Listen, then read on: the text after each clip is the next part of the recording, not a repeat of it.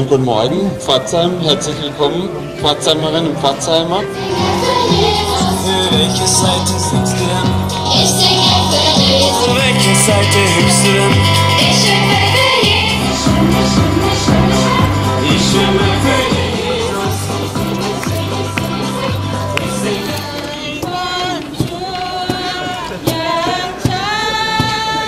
Wisst ihr, warum wir hier sind? Wir wollen euch Jesus Christus bekannt machen. Das ist unser Ziel. Jesus Christus ist der alleinige Retter. Es gibt keinen anderen. Es gibt zwischen Gott und uns Menschen einen Vermittler.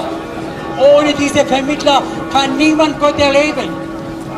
Du hast nur vom Hören sagen über Gott. Aber Überzeugung und Gewissheit kannst du mit ihm haben, wenn du Jesus Christus in deinem Leben einlädst. Und Jesus, er vergibt dir alle deine Schuld, alle deine Sünde, alle deine Ungerechtigkeit und er macht dich gerecht. Selbst wenn du größter Verbrecher in dieser Erde bist oder auch ein Mörder bist, aber vor Gott macht er dich gerecht. Er spricht dich auch gerecht vor Menschen, weil er für dich bezahlt hat. Das ist das größte Geschenk der Gnade. Also hat Gott die Welt geliebt, dass er seinen eingeborenen Sohn gab, damit alle, die an ihn glauben, nicht verloren gehen. Bester Freund, mein bester Freund für immer. Immer bei dir sein. Jesus, du bist mein Herz. Bei dir, Jesus.